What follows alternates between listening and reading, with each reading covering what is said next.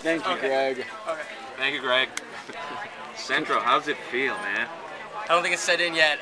Taking a victory lap with guys like Legat and Leo Mazzano is just exciting, and just to be running alongside them and mentioned with them is just an honor, so I'm pumped. Did you think you could do this coming in? I was confident. I know my coaches had confidence in me. I had confidence, and that's all I needed. And to win, maybe not, but to be top 3, that was definitely something I was aiming for. And so put myself in a good position, and I knew good things would happen. You're on fire right now. I mean, how are you feeling? Feeling great, you know, feeling pretty fresh, even though I've had a good collegiate season, and so I'm just taking one step at a time and see what's next. So. Take us to the last 200. You know, it was a lot of pushing throughout the whole race, and then once I came up to 200, I had a clear, clear road. No one's really in front of me, and at that point, it was just pretty much holding off people and staying comfortable. So, just saved a little bit for that last 50, wait for someone to kind of come up on me, and I think that was Legat, and just fortunate enough to hold him off. To represent the U.S., you know, that's at the highest level pretty much you can do, and so to just be doing that at 21, I'm excited, and I'm not sure now if I have to go get a time or something, but you know, this is good enough. So.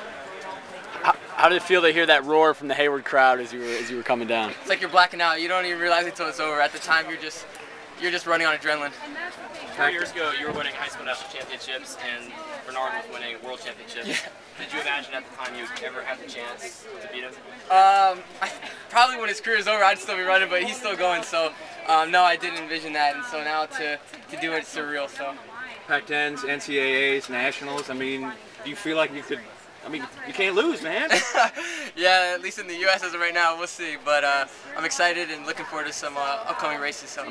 But how does it feel? I mean, to have all that. I mean, it's rare to have all 3. I mean, what's that feel? It's unbelievable. You know, when you set goals at the beginning of the season, it's to accomplish all those things or come closer to it. And when you actually go out and do it, it's a dream come true. You can't really look back on any regrets or look for any places where you could capitalize. I did all I wanted to do this year. So.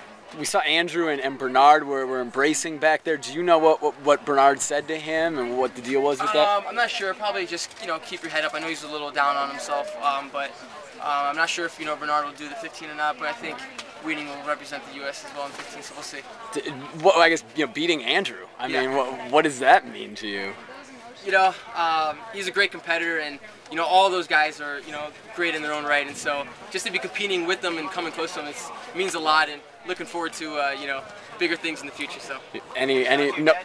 No, they had me over there, and luckily my mom was the first person I heard when I finished, and got her a hug and did a little victory lap. So. What did your mom say? She said she was numb. She was. I don't think she even watched the last 50 meters. She was so nervous. So. Yeah.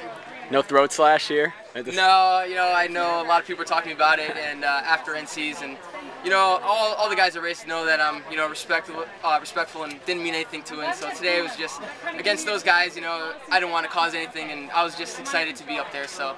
Did you and Ben have to get on the same page, kind of like about that, like AJ had said a couple years ago about they were off different pages? Did you guys talk about that? No, Coach. You know, I don't think he criticized anything. I think you know, he just let me do. You know, I'm 21 years old. I can, you know, handle my stuff, and it was something that I knew that I probably, you know, looking back on it, I mean, would I've done again? Maybe sure. It was just running on emotions, and obviously, you know, a lot of people are gonna hate and whatever. So, Ben and I didn't really discuss anything on that, and just kept moving forward. Hey, maybe talk about, you know, your confidence in kicking against everybody. We got guys that run 145. Yeah. You know, and I mean, I'm not sure what your lifetime best is for 800 meters, but you know, these guys have raced this way and have, you know, been working on their speed while you've been dealing with dual meets and so on. I mean, you know, how do you stay confident closing that race, knowing who's around you? I think using the collegiate season by winning in most of my races was just giving me enough confidence. You know, sure they could run 144, but you know, at the same time it's a 1500 race and it's a little different than 8. But you know, when I'm competing with guys like that, it makes me feel that I could do that if I, you know, was to compete at 800. But unfortunately, you know, I didn't get to. But at the same time, I'm just in the back of my head knowing that I'm able to do it if I needed to do it. But and just staying, you know, confident in what I have and what I've been doing. What do you do now over the summer? I don't know. I've never been in this position before.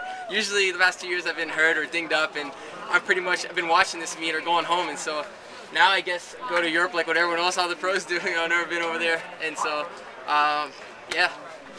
Any shot a good performance at Worlds? I'm gonna slide in a little bit. We got some other champions. You go